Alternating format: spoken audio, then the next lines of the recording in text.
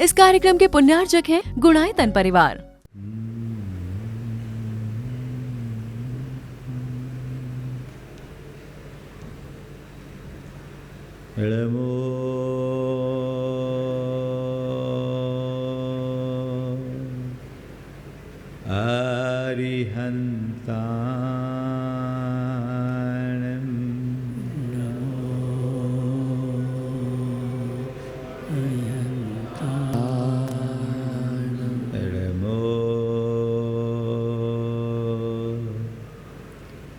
सिद्धा नमो सिद्धाय नमो आयरि यान नमो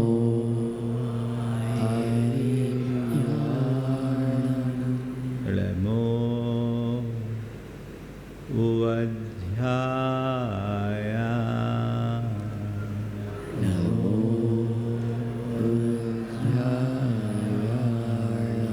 नमो लोये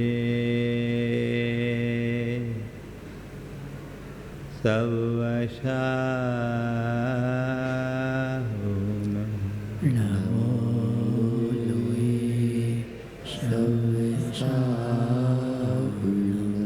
एसो पंचेणमोयारो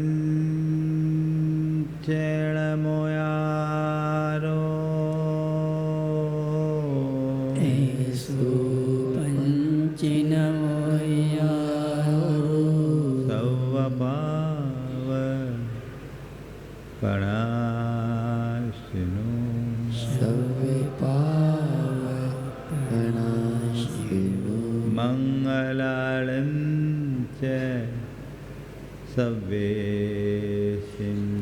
मण्डलानं च सर्वेषु पढ़मं हो मंगलम्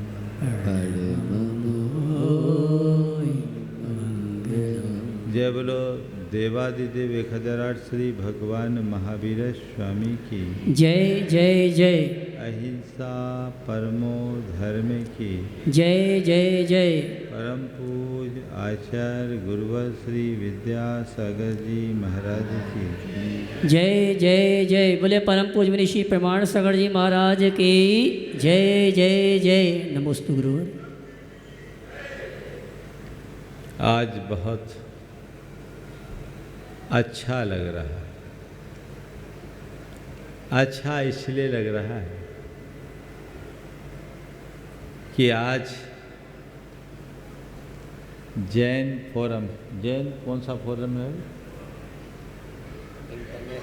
international association of Jain forum ने एक ऐसा उपक्रम किया है जो सच में प्रशंसनीय है। आज तपस्वियों का अलंकरण किया जा रहा है। यथार्थतः देखा जाए तो तपस्या ही हमारे जीवन का अलंकार है। तप को अपने जीवन का अलंकार बनाना चाहिए। जो व्यक्ति तप को धारण करता है उसका समग्र जीवन अलंकृत होता है और ऐसे तपस्वियों को अलंकृत करने से अलंकृत करने वाला भी अलंकृत हो जाता है। तप की अनुमोदना धर्म की अनुमोदना। प्रायः हर जगह जो लोग तपस्या करते हैं उनका सम्मान बहुमान सत्कार होता है, लेकिन विशेष रूप में सभी धर्मात्माओं को इकट्ठा करके उन्हें विशेष अलंकरण प्रदान करना मैं समझता हूँ एक बहुत अच्छी पहल है, अनुकरणीय पहल है। सबको इस पहल का अनुकरण करना चाहिए। आज समग्र जैन समाज इंदौर में जिन लोगों ने विशेष तप आराधना की है, उन सबको एकत्रित करके यहाँ पर अलंकृत किया जा रहा है। निश्चित ये प्रसन्नता का विषय है। आज के संदर्भ में मैं कुल 4 बातें कहना चाहूँगा जिस पर समग्र समाज को ध्यान देने की आवश्यकता है। अभी राकेश मुनि साहब जी ने बहुत अच्छे उद्गार व्यक्त किए। अभी यहाँ साध्वी जी भी आई हुई हैं, उनके उद्गार भी व्यक्त होंगे। आज समय की पुकार क्या है? हमें 4 बातों पर ध्यान देना है। पहला धर्म,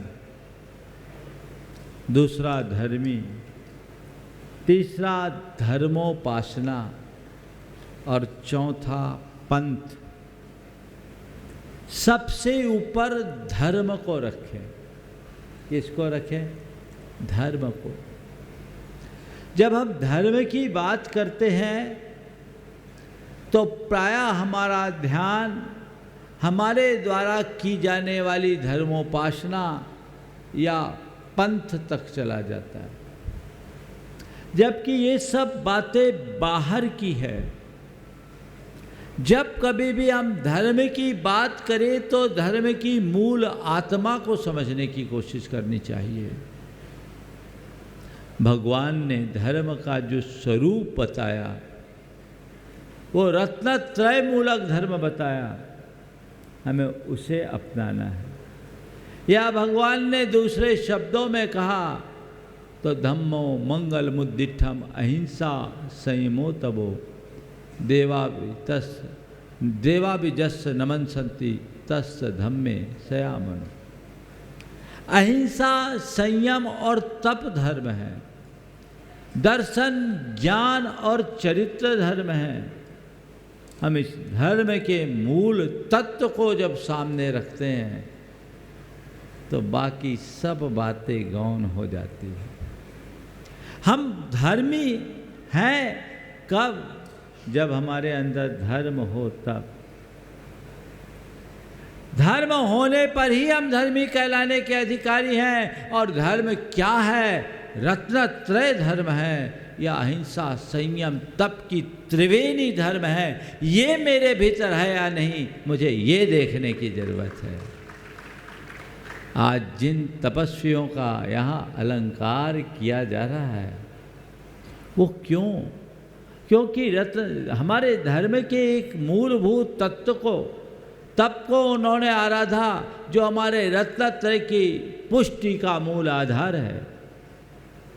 हम धर्मोपासना कर लेते हैं, लेकिन धर्म की सही अर्थ में कितनी उपासना करते हैं, हमें ये देखने की जरूरत है।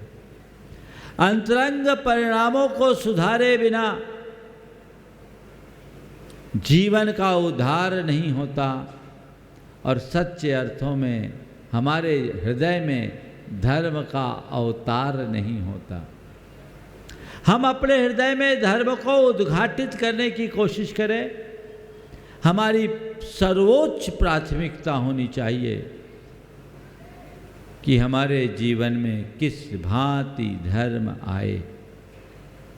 यदि हम धर्म पर ध्यान देंगे तो बाकी सब बातें अपने आप दूर हो जाएगी, लेकिन हम लोग धर्म को ही भूल जाते हैं। आज ज़रूरत है समग्र समाज को धर्म को समझने की, धर्म के तत्व को समझने की, और न केवल समझने की अपितु उन्हें आत्मसात करके अपने जीवन में उतारने की। अगर हृदय में धर्म उतरेगा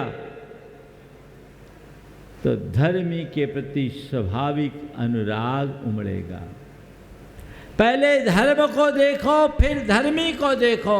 और धर्मी कौन? जिसके जीवन में धर्म है, और जो धर्म युक्त धर्मी दिखे उसके प्रति श्रद्धा और आदर से समर्पित हो जाओ, उसके प्रति स्नेह और वात्सल्य से भर जाओ। धर्मी के प्रति अनुराग धर्म के अनुराग को प्रकट करता है। यदि तुम्हारे हृदय में धर्म होगा तो धर्मी के प्रति बहुमान अवश्य होगा, और यदि धर्मी के प्रति बहुमान का अभाव है तो मान कर चलना हमारे जीवन में भी धर्म अंकुरित नहीं हुआ। आचार्य समंत भद्र महाराज ने यह स्पष्ट उल्लेख किया है, न धर्मो धार्मिकैर बिना, धर्मी के बिना धर्म नहीं। धर्मी का आदर है, धर्मी का सम्मान है तो धर्म है। मेरे हृदय में धर्म है तो मैं धर्मी हूँ। तो मुझे खुद के प्रति तो ये देखना है कि आज लोक में मैं धर्मी के रूप में प्रतिष्ठापित हूँ। लोग मुझे एक धर्मी मानकर आदर, सम्मान, सत्कार और पूजा करते हैं, तो वो धर्म मेरे हृदय में है या नहीं? यदि नहीं है तो मुझे सच्चे धर्मी बनने का अपने स्तर पर प्रयत्न करना चाहिए। ये मेरी अपनी कोशिश होनी चाहिए। लेकिन कोई दूसरा व्यक्ति है तो उसे हम धर्मी मानकर हृदय से सत्कार करने का प्रयत्न करना चाहिए। हम हर धर्मी का सत्कार करें। तो धर्म और धर्मी, इन दोनों के प्रति गाढ़ अनुराग सबके हृदय में हो। तीसरे क्रम में है धर्मोपासना, धर्म की उपासना। मुझे क्या करना है? धर्म की उपासना करना है, धर्म की आराधना करना है, क्योंकि धर्म की उपासना और आराधना के बल पर ही मैं अपने जीवन को आगे बढ़ा सकूंगा, अपनी आत्मा को पवित्र बना सकूंगा, अपनी चेतना को चमत्कृत कर पाऊंगा। तो उसके लिए मुझे धर्मोपासना करना जरूरी है। तो मैं जब भी धर्म क्षेत्र में जाऊं तो धर्म की उपासना करूं। हमारे जितने भी धर्मायतन हैं वो धर्मोपासना के लिए है। और यदि धर्मोपासना को लक्ष्य रखकर धर्म और धर्मायतन का आलम्बन ले तो उसके जीवन में सदैव स्नेह और वात्सल्य की झलक दिखेगी, प्रेम और आत्मीयता प्रकट होंगे। वहाँ सदैव सद्भाव और समरसता प्रकट होगी, जो हमारे जीवन के लिए अत्यंत आवश्यक है। लेकिन उसकी जगह हम केवल ऊपरी धर्माचरण करें, धर्म के मर्म को भूल जाएं, तो हमारे हृदय में धर्म का आग्रह होगा, धर्म नहीं। आज धर्मोपासक लोगों से मैं ये कहना चाहूँगा कि धर्म की विशुद्ध आराधना करे, उपासना करे, पर धर्म का झूठा आग्रह न करे। धर्म की उपासना या आराधना हमारे जीवन की साधना है, और धर्मोपासना का आग्रह हमारा पंथाग्रह है। पंथ को सबसे आखिरी में रखो। ये बात कहना कि पंथ भेद मिटा दो समुचित नहीं है और संभव भी नहीं है। पंथ हैं, रहेंगे, क्योंकि जितने भी पंथ हैं उस पंथ के अनुयायियों की अपनी अपनी आस्था है, श्रद्धा है, मान्यताएं हैं। पंथ एक कैसे होगा? पंथ एक नहीं हो सकता। कोई मुझसे कहे कि मैं कपड़े पहन लूं, ये संभव नहीं है।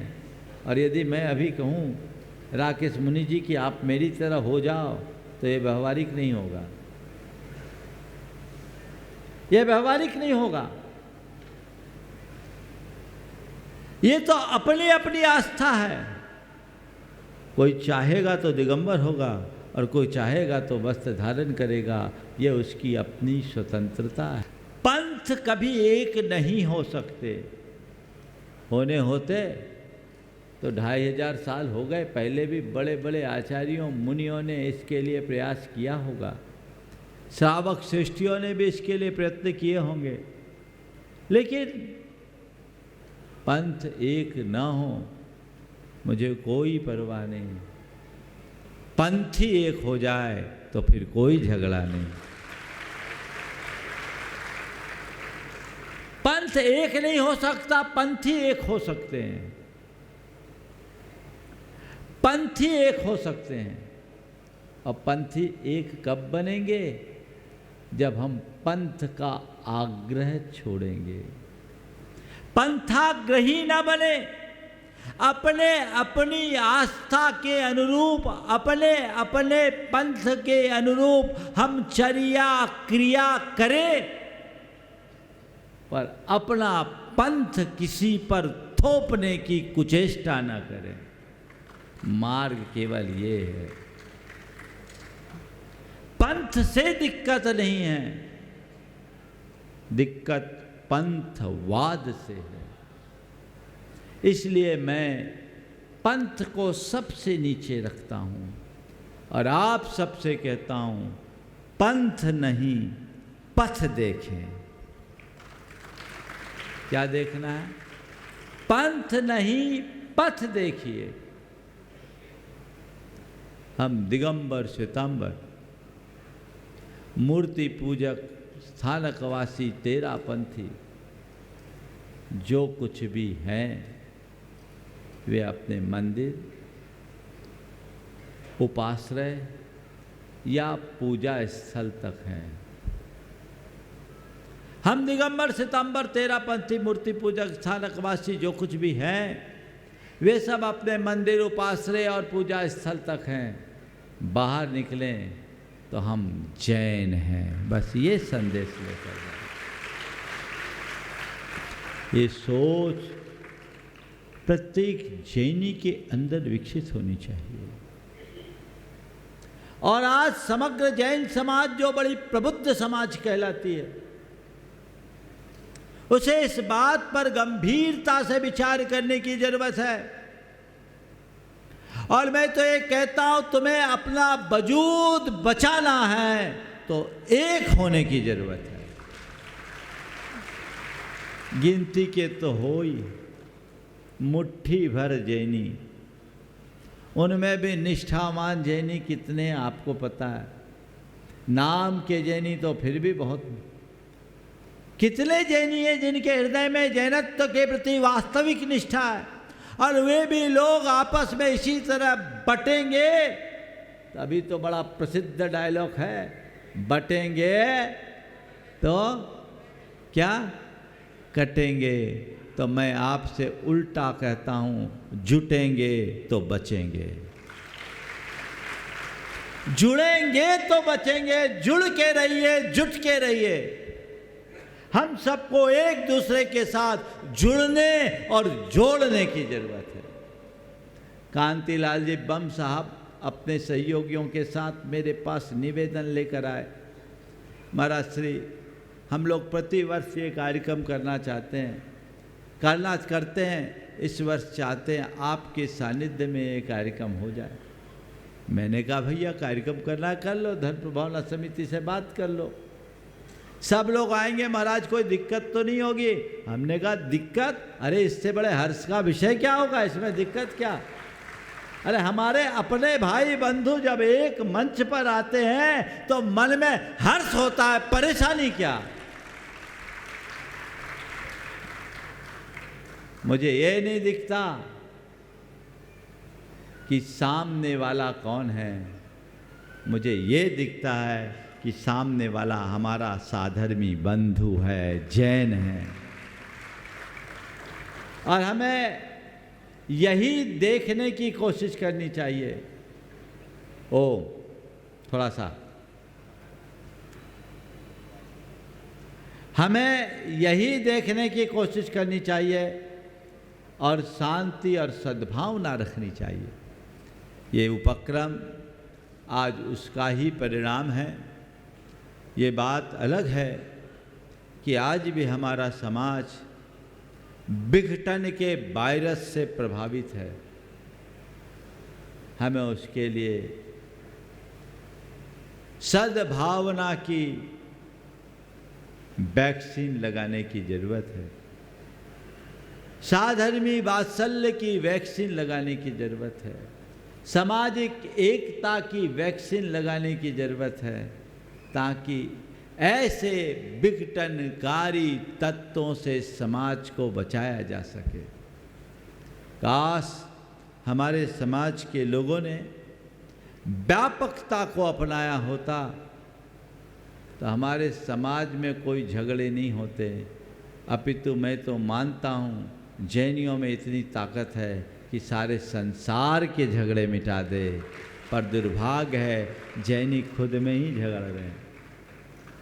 हमें उस अनेकांतवादी दृष्टिकोण को अपनाना चाहिए।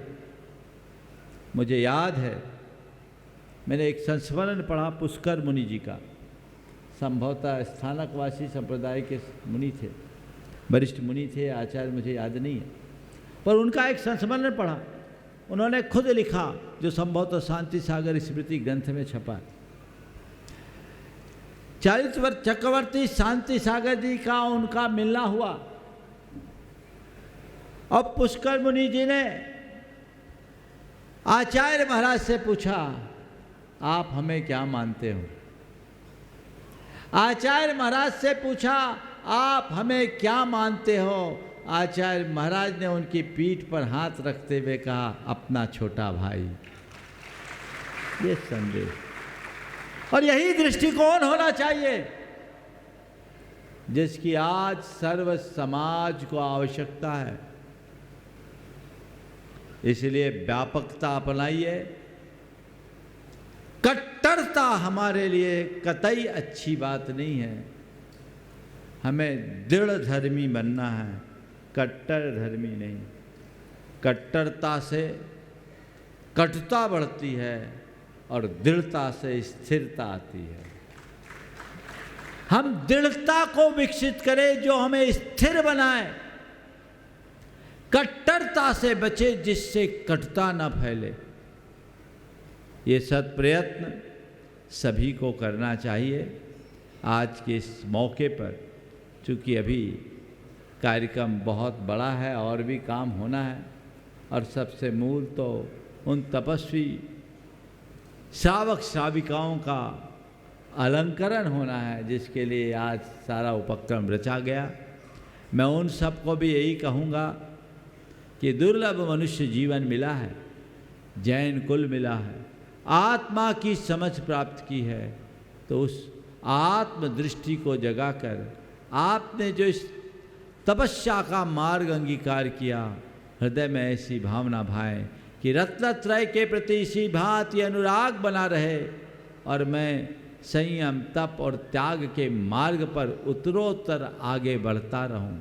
हमने ये भी देखा है कि हमारे भाई बहन जब तपस्या करना होता है तो जुट करके तपस्या करते हैं, और तपस्या पूरी होने के बाद फिर उनका वही पुराना ढंग चालू हो जाता है। हमें अपना ढंग बदलना चाहिए, रंग बदलना चाहिए, ताकि हमारा अंतरंग बदल सके, एक प्रेरणा मिले। हमारी आत्मा की शक्ति अनंत है, उस शक्ति को पहचाने, उसे उद्घाटित करते हुए उसी तरह अपने जीवन को आगे बढ़ाने के लिए सचेष्ट रहें। गुरुदेव की दो पंक्तियाँ सुनाकर मैं अभी विराम लूँगा आगे की गतिविधियों के लिए। तन मिला तुम तप करो, करो कर्म का नाश। तन मिला तुम तप करो, करो कर्म का नाश, रवि शशि से भी अधिक है तुम में दिव्य प्रकाश। अपने भीतर के उस प्रकाश को पहचानिए, उद्घाटित कीजिए और अपने जीवन को धन्य कीजिए। Jain international association of Jain forum के सभी कार्यकर्ताओं से भी मैं यही कहूँगा, हम कुछ ऐसी सार्थक पहल करें जो हमारी समाज को सही दिशा दे सके और हम सही दशा तक पहुँच सके। बोलिए अहिंसा परमो धर्म की। इस कार्यक्रम के पुण्यार्जक थे गुणायतन परिवार।